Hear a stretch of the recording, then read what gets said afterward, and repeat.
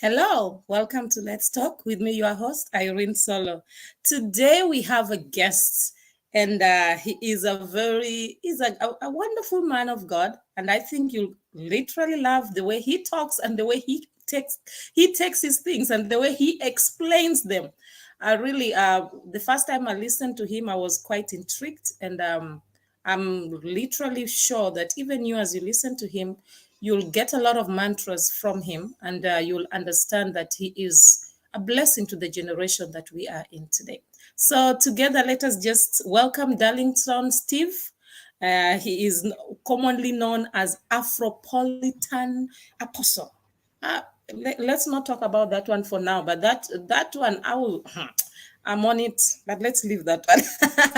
Apostle, welcome. Thank you so much. You are welcome. You are Thank you so welcome to much the and show. good evening for inviting me. I appreciate you, and also to your beautiful listeners across the group. I want to say thank you so much, and I believe that this is going to be a mind changing section. I really appreciate among all the wonderful people you have on planet Earth, you choose this young man. I'll see how it goes. I'll see how it goes. But thank you so much. I appreciate you with also your producer. Thank you. Thank you so much. Those are such kind words, and thank you for being humble. But he is a great man. Trust me. They say that great things don't come in small packages. This guy, when you listen to the things that he throws out there, or when you read them, you'll be like, what was he thinking about? Where did he get this? How many degrees does this guy have? Okay, anyway, it's not about the degrees. I don't know about the degrees, but the guy has a lot of wisdom. So, by the way, let me introduce Afropolitan Apostle. So, please listen to me as I introduce him. Don't be jealous, just enjoy the introduction. So, as I introduce the Afropolitan Apostle, he is well known as the Afropolitan Apostle. He is a visionary leader committed to catalyzing positive change, celebrating African culture, and reshaping narratives. His mantra: unite, innovate, elevate, fuels the transformative platform. Did you just hear the mantra? Uh-huh. Unite, innovate, elevate. The Afro One show, dedicated to showcasing African excellence globally.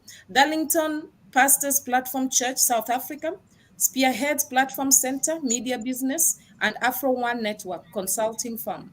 Hubs fostering innovation. Through his leadership, he bridges divides and champions African culture. As leading figure in the Afropolitan movement, he inspires collective advancement. Darlington's mission is clear: reshape Africa's narrative, promote unity, innovation, and elevation. Join him in building a brighter Africa. Please do join him in doing that. And for more details, please just contact him. His email is just there. Sir, trust me, I even forgot that I was introducing you. At the end of the day, I just looked at the whole introduction and I was impressed. Please forgive me. So I was just thinking, okay, if somebody can have such an introduction, I was just thinking, what kind of questions can I ask this person? Because I'm interested, life is all about understanding people. And the interesting part of life is the more you understand people, the more you grow. So, Yeah. Apostle, I've been listening to you. I've been reading some of the quotes and some of the things that you put forth, and even the guests that you invite, and some of the questions you ask them. I keep on asking myself, okay, what's going on?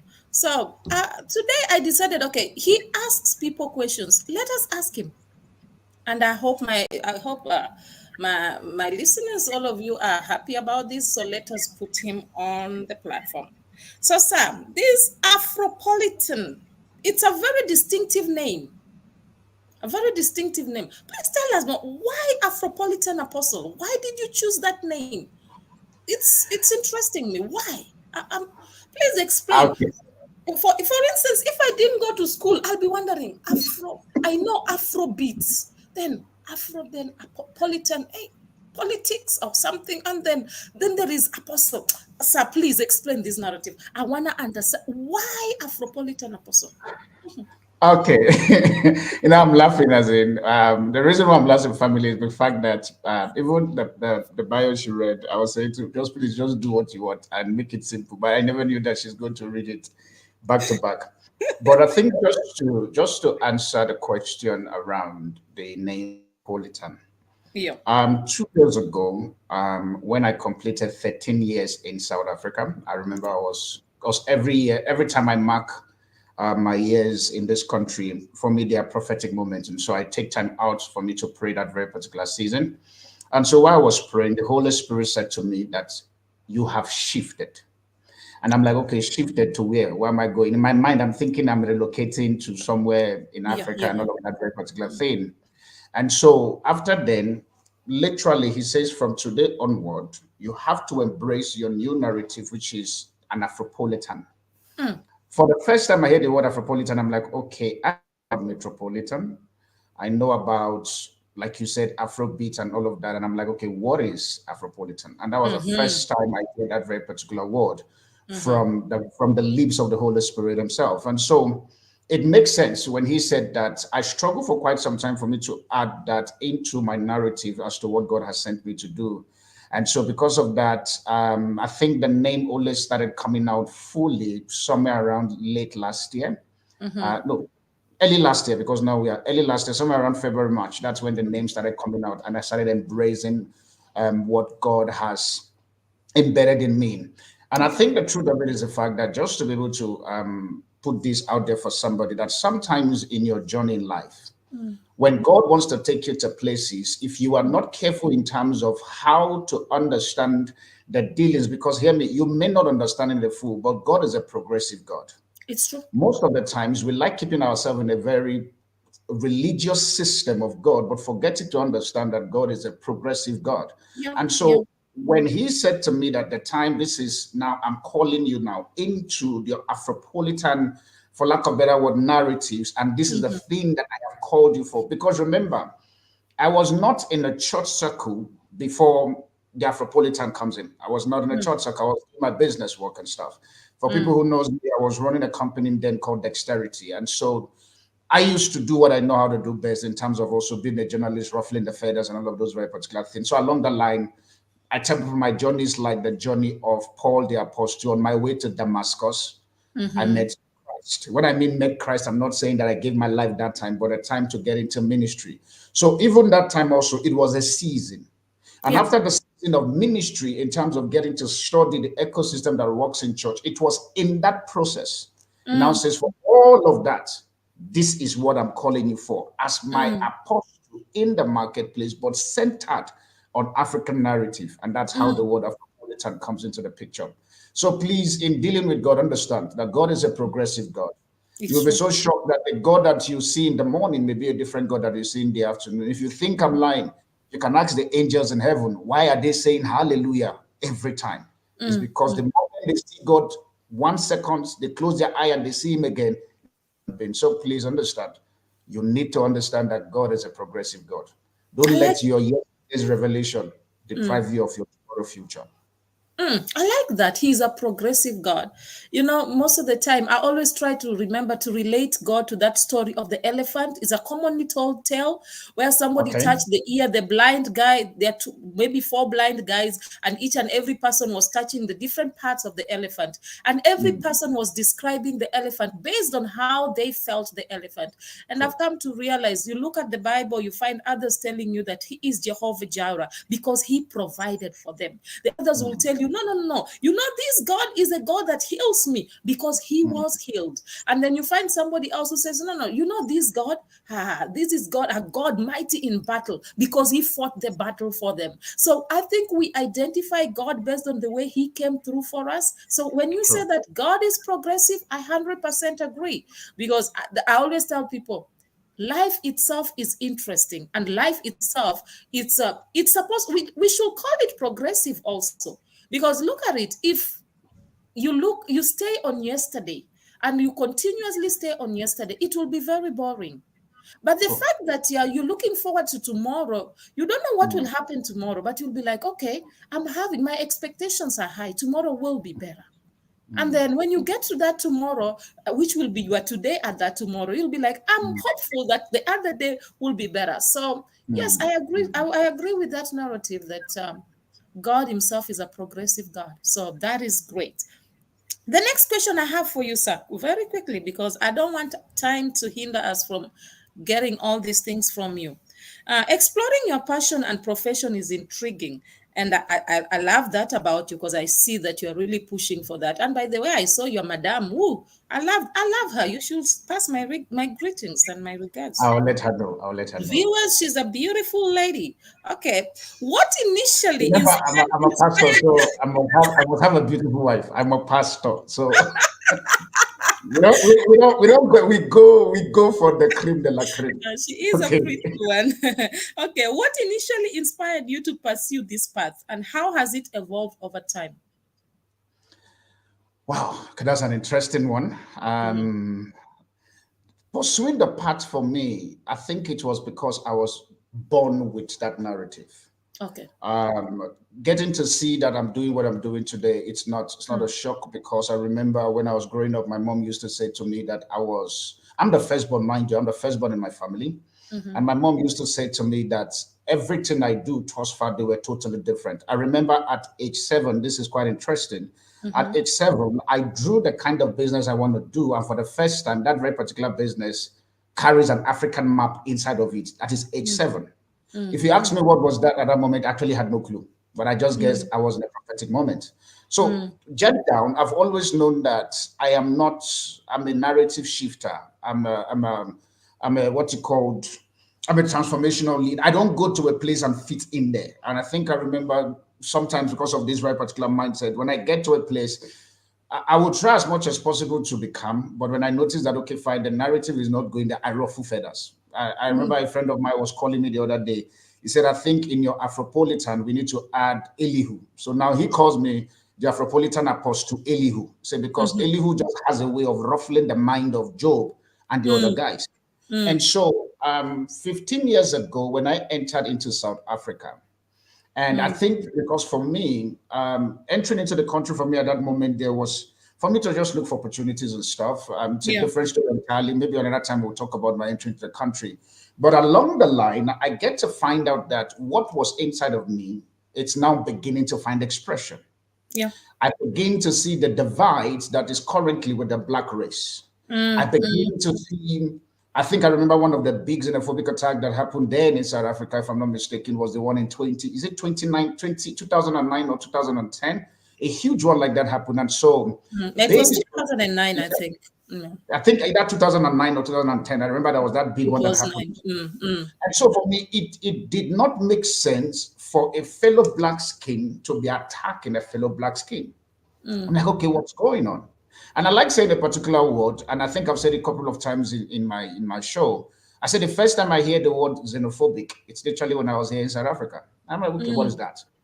I mm, never knew mm, that in my country while I was in Nigeria because growing up in Nigeria, I really cannot tell who is a Cameroonian, who is a Ghanaian, who is this. We just won. And maybe because somebody will say I'm a born free in Nigeria, so that's the reason. It's okay. But mm, even with the bomb free, I couldn't find the story of the attacks or the black on black violence in Nigeria until when I get mm, here. I got to mm, the country and I discovered that okay, when the moment they hear your talk, they already segregate you to say, okay, fine, you've lost almost 80% of the chances of surviving. So yeah. that then become a burden for me to say, okay, no, something is missing in this very particular equation that is here. And that is how, from that very particular pain, I gave birth to a company then called Dexterity Radio, which we're now using Dexterity Radio to tell African stories, to say this Mhm, is who we are. Yeah, I know, I understand that you South Africans, you came out from a 400 years of apartheid and all of that thing. But when you check back 1,000 or 700 years ago, we were literally one.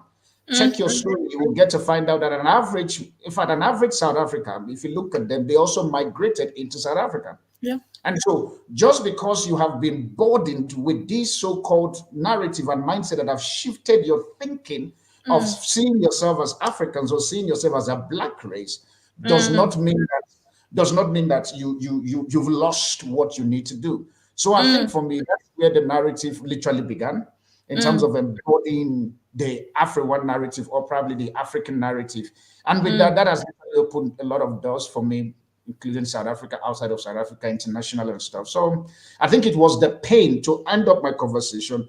It was the pain of seeing my own fellow blacks mm, being mm, gated into or probably being pushed into a box. And I said, mm, if nobody is going to be able to pioneer this, then somebody must do it. And I hear the Holy Spirit, I remember very well. Say, then you are the one that must do it. And Yeah. ever since tomorrow, I leave it. It's interesting that you brought that up because I remember during the time of xenophobia, there was an incident that happened where somebody it was actually in the news when somebody was burnt to ashes because other people were like, no, you are not from here, and it was quite annoying and disturbing at that time because you kept on asking yourself, so where do I go? How do I go? Because and there was something that the whole black race, actually it's the black race in South Africa, that they like to tell you must learn the language. So if you're an African and you speak English, it's also a big problem. And I don't think it's supposed to be like that, because I'll give you an example. I'm born in Kenya, yes, and I speak my mother tongue, and I grew up speaking my mother tongue. But then when I realized that we have two national languages, which is Swahili and we have English. And Swahili, you can speak it very well in Kenya or Tanzania, or I think Burundi, they also speak it, a little bit of Congo also, they speak it. But then when you go to other countries, it's like you're encouraged to speak English because they may not be able to understand your Swahili. So I thought that they were very considerate the way they made the national languages to be two. But when I go to South Africa, I was a bit confused because they tell you you must learn their language. You speak Yeah. English, it's a problem. You must learn. Okay, I ended up learning isiZulu. When I started speaking isiZulu, when you meet somebody else who does not speak Zulu, Zulu is not their tribe, they are actually angry with you. Why you speak to them Zulu? And there are 11 official languages. Now you are like, God in heaven, what do I do here? So that xenophobic issue, literally that time when I was in South Africa, and I have born in Kenya, married in South Africa with South African kids, I was a bit confused. I was like, what will happen to me? Because what will happen to my kids? Because now I'm like, okay, eventually they have Kenyan blood, whether they like it or not, they have Kenyan blood. So if I'm not appreciated as their mother, what will happen? Especially after their father passed on, I was like, what will happen to my kids? Who will they identify with? Because I'm not a South African, and their country is literally making them understand that I'm not one. So when you bring up the whole thing of that unity, I got interested that I wish everybody can understand that. And then African culture, we need to teach ourselves love. It's not just talking that we love, no, practicing it. I And this think is I not think easy. to just add to that unity and Yes. African culture about love. One of the things I want to put here as my point, I've been 15 years in this very particular country, is the fact that an average South Africa who understand and embodies the African narrative and code, they express that. But this is a thing that gave birth to xenophobic. For instance, during that 2009, I think 2009 or 2010, I've forgotten now, and there was one also again that happened somewhere around 2013, 14. I remember that time I was doing dexterity. Now, this is what I've discovered. The problem where it looks as if, for example, talking about you left South Africa to where you are now, and I'm currently here, is this. The moment the average South African who do not embody what's it called, the African ideology that we are one, those South Africans, you can't still blame them, and I'll tell you why. 400 years of apartheid, the slave mentality, remember that it was dehumanizing. It was not just even deconstructing, it was dehumanizing. And the first time in which they got their independence, which is 1994, in fact, before 1994, as far back as 1990, history began to see that a lot of people, in terms of the Africans and also the foreigners or the West, they started finding their expression on coming to this country, because at that moment now it's beginning to pipe down with the apartheid was not as hard as that from 1990 down to 1994 when Nelson Mandela was sworn in as the president and all of that. So based on that very particular narrative, the bitterness, and I remember I brought somebody on my show, she said something that was very interesting. He says, the next minute, you guys have been exposed to this whole African narrative for years, but remember that for 400 years plus, we were closed. The moment we open our eyes, we're still trying to fight these very particular white guys who have messed our economy, do what they have done to us in terms of dehumanizing. And the next minute we see you guys. And in seeing you guys, you don't conform to what we thought was life. Now, so based on that, instead of us attacking these guys, we have to attack you guys so that after we remove you, we can then come back and face these very particular guys. That is one thing that happened. Then number two, Yeah. and I'm careful in terms of saying that the narratives that has been purported out there by the so-called other race, that is not our color, is the fact that they have made it in such a way where if you see a fellow black man that is not in South, that is not a South African, they are your problem. Because the moment they put budget to sponsor that very particular narratives, it then begins to make somebody who's supposed to wake up by 5 o'clock or wake up by 6 o'clock to go to office, then the next minute is not going to office, is complaining that it's because there's a foreigner in my country, that's why I'm not getting a job. But you forget to understand that the reason why you're not getting a job is the fact that you did not, number one, submit your CV. Number two, the person who employed that very particular foreigner, it's your own people, but they can find you. So out of that bitterness, the whole concept of xenophobic was now formed that now caused the pain. And I remember I was saying to somebody the other day, I said, see, if we would end up this black on black hate that we see in South Africa at the moment, because I'm here, so let's first of all bring it here now. The moment we can do that is the fact that we have to be real with the pain of an average black man. We have to be real. So let me just chip in on that. You know, when we come to the African, the whole thing, or the whole issue of segregation with the Africans, or the xenophobic thing that just started, because that name xenophobia actually had it in South Africa. I actually think it's not only South Africans. I think African people, the nation, the continent itself, need to come to the reality of understanding that we are one. Because I have seen that, even I've lived in different other countries, African countries, but there's something I've come to realize. There is always this fear of, this person does not speak my language. This person does not talk like me. This person does not behave like me. So do they accept me for who I am? So I think Africa itself, the continent, not only South Africa, the continent itself, need to learn to get to a point where they're like, you know what, let us love one another for who we are. I always like to tell people, we have a hand, and in all this in our hand, there is different fingers. All the fingers have different shapes. There's one that is long, one is short, one that is fat, all that. But in all this, still they make a hand. We make a continent, all of us. Go to Congo. The fights, were they not killing themselves? Go to different countries, go to different African countries. We have to get to a point where we realize that, you know what, we are one. Let us love one another. I always like to give an example with Zimbabwe and South Africa. The Ndebeles. They are actually, Ndebele was a brother to Shaka Zulu. So imagine, in the future, you've grown up, you have kids, and your kids, the children to your kids are fighting. It doesn't make sense. So you start realizing that we are all related, we are all one. If only Africa can come to the reality of that, I think it will be interesting. Hence, I don't think we should even have borders in Africa. It will be free. You go into the other country, just drive to the place, say hi and move on. I think it will be interesting. The whole thing why we end up fighting one another is because we don't appreciate one another, and we somehow, it's like we are in a competition, unnecessary competition with each other.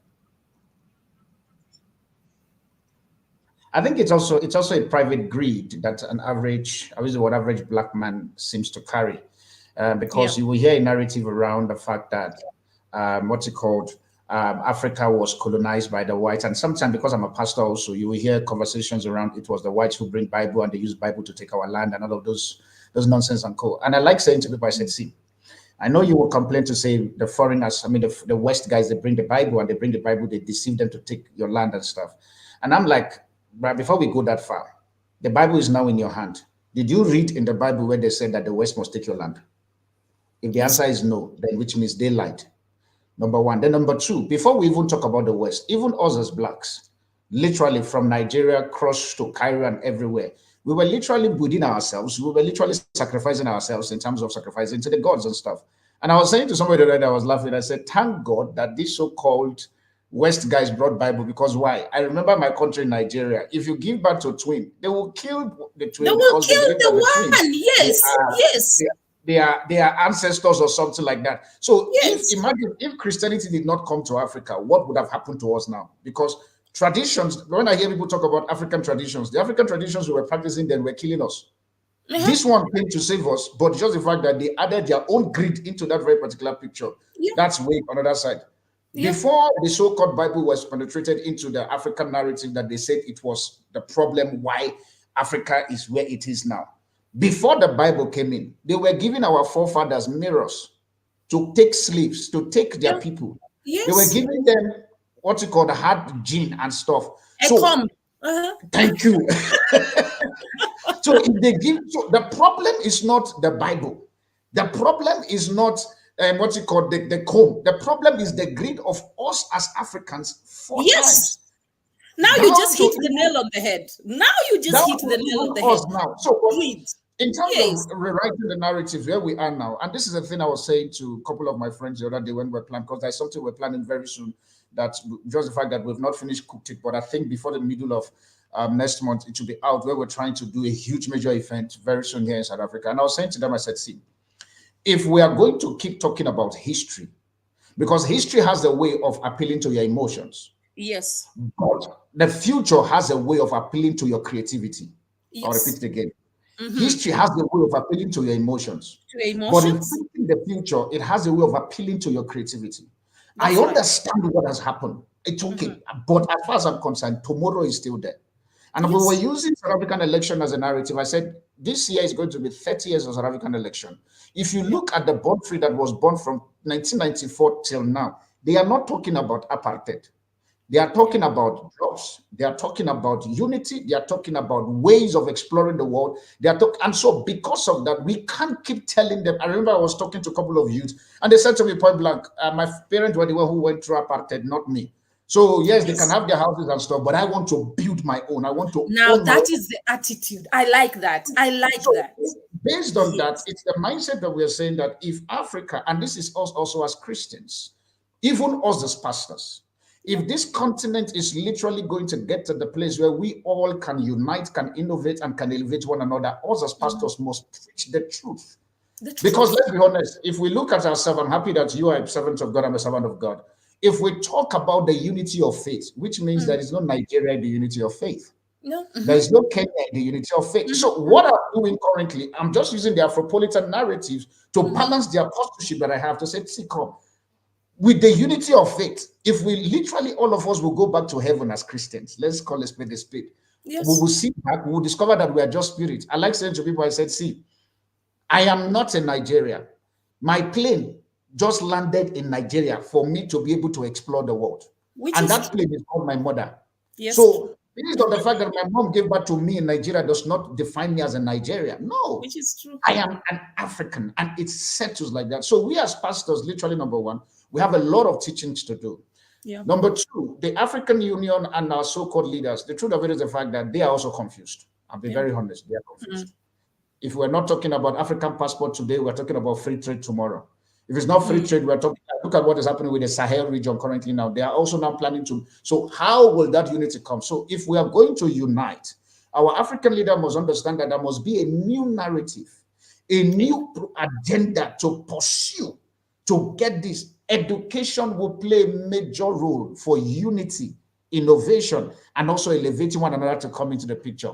But at the end, before I let you talk, is this: we as the Africans, we also need to begin to say, if our leaders are lazy, they are not pushing the narratives that can unite us together. And that is true in industry right now that I believe that God is going to use to push this. Number one is the church. Number Mm-hmm. two is the entertainment industry. Mm-hmm. Those guys are going beyond governmental approval for them to do something. They Mm. are. So Yeah, I it is just true. want to encourage to say, instead of us still throwing blames and Mm-hmm. saying it was the Bible, is this, it was the white, it was the black. See, guys, let's calm down. We're already here. We How are do we one. cross? We are one. No, it's true. I agree with what you're saying. Time is not on our side. Please, finally, could you share a personal A personal accomplishment that you are particularly proud of and why it holds such significance for you. And in the at the same breath, can you please just, if somebody is listening to you right now, what will be your last words to them as Africans and as a human being in general? Personal accomplishment, I think for me, number one is being a Jesus boy. Amen. Being a Jesus boy for me, everything I am today literally is because of Christ. Mm-hmm. I'm unashamedly anything I am. In Mm. terms of my staying in this country, 15 years thus far. I literally marked 15 years 3 days ago. 15 Yeah. years thus far in this country has been God. But secondly, also, what is my greatest achievement? I wouldn't say it's a greater achievement, but it's a progressive achievement to where I am today was establishing dexterity Okay. and establishing dexterity using the odd against me. And I remember trying to get that very particular radio up and going. A lot of, funny enough, both whites and blacks, they were telling me that it was not possible. And I say this Mm. without apology to anybody and stuff. I was the top three online radio founder in this country. I use the word top Mm-hmm. three. The reason why I'm Mm-hmm. like, okay, maybe chances are somebody from the village, I don't know. But in terms of, I remember that time it was Garrett Cliff. From Garrett Mm-hmm. Cliff, it was me. If it's not me, then it was between Gary Cleave, me, and what's it called? Massive Metro. So we were Mm-hmm. the three guys that actually entered the space at that very particular moment. So for me, the personal achievement there was at least I was the first African in South Africa to actually own an online radio station in this country. So it Mm. was a progressive for me. Yeah, So that's so good. I think with that being said, one advice I would give somebody who is currently thinking as to how to navigate their life is number one, find who you are. The truth of it is Mm-hmm. the fact that you will never be able to accomplish anything outside of the core of who you are. That's Find who true. you are. That's true. The truth of it is the fact that your provision is literally available in you discovering who you are. Who you are. Many a Yeah. times we're trying to, I cannot be able to talk like you, Irene. There's no way. Yeah. That's true. And if That's I, true. if I wake up in the morning, the only in fact my wife currently now, the way she knows Africa is because I've bombarded Africa into her mind. Because that's who I am. Yeah. That's what you're passionate about. Exactly. Yes. So number one, find who you are. From there, the truth of it is the fact that sometimes when you discover your real you, the resources to be able to match that real you may not be available, but Yeah. just keep pushing. Mm-hmm. Second thing I will say to you, if you really want to make a mark on this earth where we are currently now, if you are Mm. not willing to die for the things you believe, then you've not started living. And that's Mm. my simple advice. That's good. So we must be willing to die for what we believe in. You know, there's a saying that Miles Monroe said. It's a commonly said. It's something that people normally repeat so much. It says the richest place on the face of the earth is the graveyard.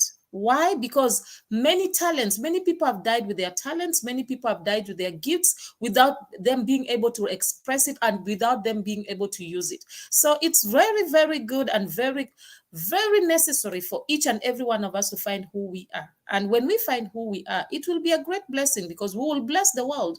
As you said, I cannot be able to be an Afropolitan. No, I can't. But yet, I will be me. And when I'm me, I can be able to navigate my life. If I'm Mm, allowed to talk as I can talk, I was talking to somebody the other day. I'm like, come on, guys, allow me to be me. Allow me to speak as I can be able to speak. If you force me to speak a different way, I will struggle, but just let me be me. So it makes it interesting when that you say that, just find who you are, know who you are.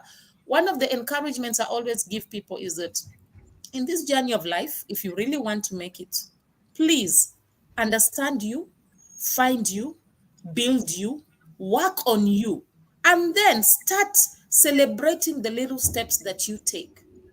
Be mm. your greatest cheerleader, be your greatest support system. You yourself believe that whatever it is that you're doing, you are going the right direction. You are on a race and you are on your own lane. Don't compete with anybody. So I I think to just add to that, just based on my Afro narrative and stuff, I want to say this to people who are currently watching. If you mm, have five friends and all of your five friends they're the same tribes, they are the mm, same nationality and code, then you're not ready to embody the African narrative. So mm. start from your friends. I encourage you start from your friends. I Get like that. different perspective of people because yes, you may not be able to travel to their country, but they are here in your country or they are Yeah. where you're currently watching from. You'll be able to tap into the world where they live in. Mm, And hear me, if you will really be able to have a progressive mind, you must be able to adjust your mind to begin to have friends that are diverse, which means mm-hmm, not your nationality. If mm-hmm, five of your friends, all of them are of the same tribe, you are mm-hmm. literally not embodying unity. You are Mm-hmm. not going to be innovative, and in Mm-hmm. elevating one another, you will Mm-hmm. still fight that very particular concept. It's Hmm. just my add-on as we begin to bring this thought to a close. I don't know if we're closing because I feel like a No, we talk show are host. closing. We are definitely closing, but I'm actually Like a impressed with talk show that. host now. So I need to check my friends myself. Let me go back and check. Who am you said five? You said five, sir. if I'm your gonna five check. friends, if you My, can't find different nationality in them, then something must be wrong I with need to you. check my five. Thank you so much. Thank you so much, sir. Viewers, thank you so much. This was beautiful. And Afropolitan Pastor has really afroed himself. So thank you so much. And we'll see you next time. Love you all. Meet me again on Thursday for a live stream. Remember, you are meant to be authentic and not flawless, or rather, you're meant to be real and not perfect. Love you. Bye.